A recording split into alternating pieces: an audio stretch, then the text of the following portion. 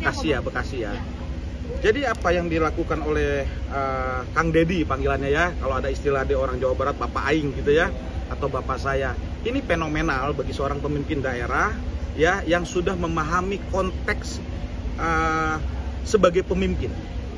Ini modal yang cukup bagus menurut saya, karena Kang Deddy ini sudah ditempa di beberapa posisi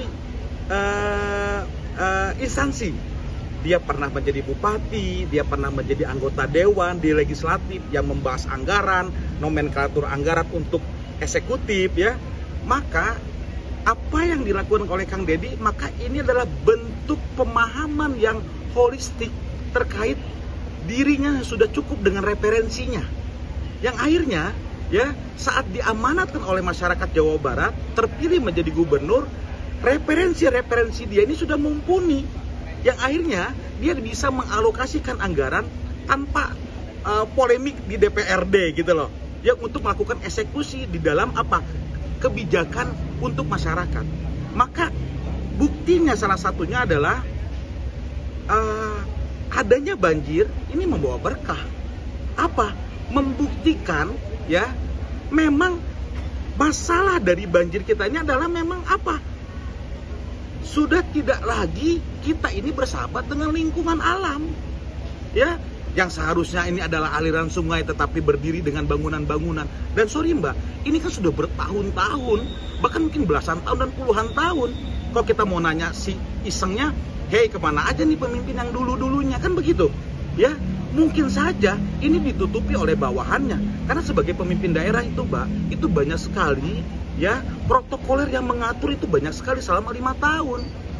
Bisa saja dulu pemimpin-pemimpin yang lama ini tidak diberikan informasi yang cukup gitu loh terkait masyarakat, terkait masalah-masalah di daerah. Ini juga terjadi loh mbak sebenarnya. Kita juga tidak boleh mencentang-perentang ya dengan pemimpin yang lama. Kita harus menghargai upaya pemimpin yang lama agar kita bisa berdamai dengan kebijakan kerutnya kepada akar masalahnya. Kenapa?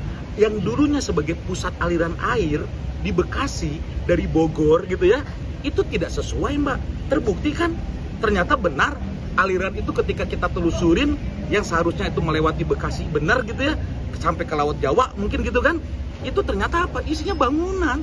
Bahkan dulunya ada aliran sungai ya seperti hilirnya gitu ya, cabang-cabangnya itu sudah tertutup karena oleh bangunan. Kemana air ini akan bergerak?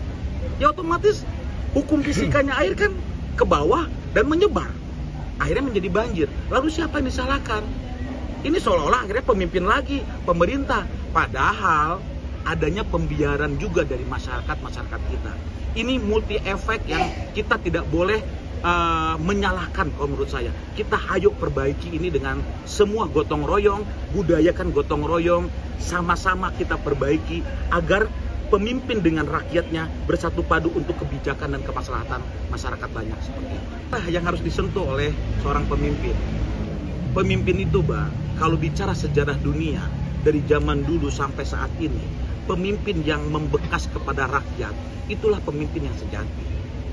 Pemimpin yang memahami kebutuhan rakyatnya, itulah pemimpin.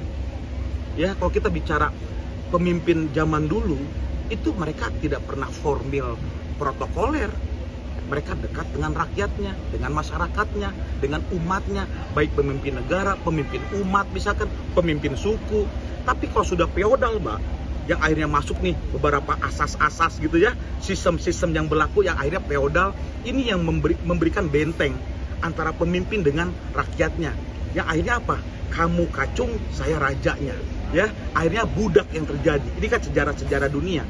Maka apa yang dilakukan oleh Kang Deddy dengan slogan Bapak Aing gitu ya, ini kan menyentuh kepada masyarakat. Kenapa? Kang Deddy memberikan alternatif cara memimpin sebagai pemimpin daerah. Ya, dia langsung kepada masyarakat, siapapun dia menegur. Memang seharusnya dia bisa membantu dengan seharusnya dengan anggaran yang cukup triliunan loh APBD Jawa Barat. Nggak kalah kok dengan DKI gitu loh. Ya, tetapi dengan terobosan Kang Deddy dengan timnya, ini yang saya kagumi, ya, kagumi dan apresiasi. Kang Deddy mengolah kebijakan anggaran, memilah anggaran karena dia mampu, Mbak, karena dia mengerti, karena dia pernah di anggota dewan. Inilah kenapa saya bilang pemimpin itu dilahir dan diciptakan, Mbak. ya. Pemimpin itu diciptakan karena dibentuk, Bang. Bukan kloningan. Gitu. Bukan centang-perentang tiba-tiba jadi pemimpin. Akhirnya nggak ngerti apa yang harus dilakukannya.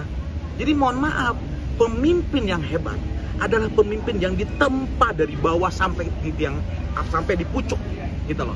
Maka yang dilakukan oleh Kang Deddy, saya tidak pernah meragukan, ya. Yang penting jaga dari apa nih bahasanya, tipu muslihat atau konspirasi, ya, dari kolega-kolega yang sebenarnya mendukung tetapi tidak mendukung. Nah, ini yang lebih berbahaya kalau dalam politik.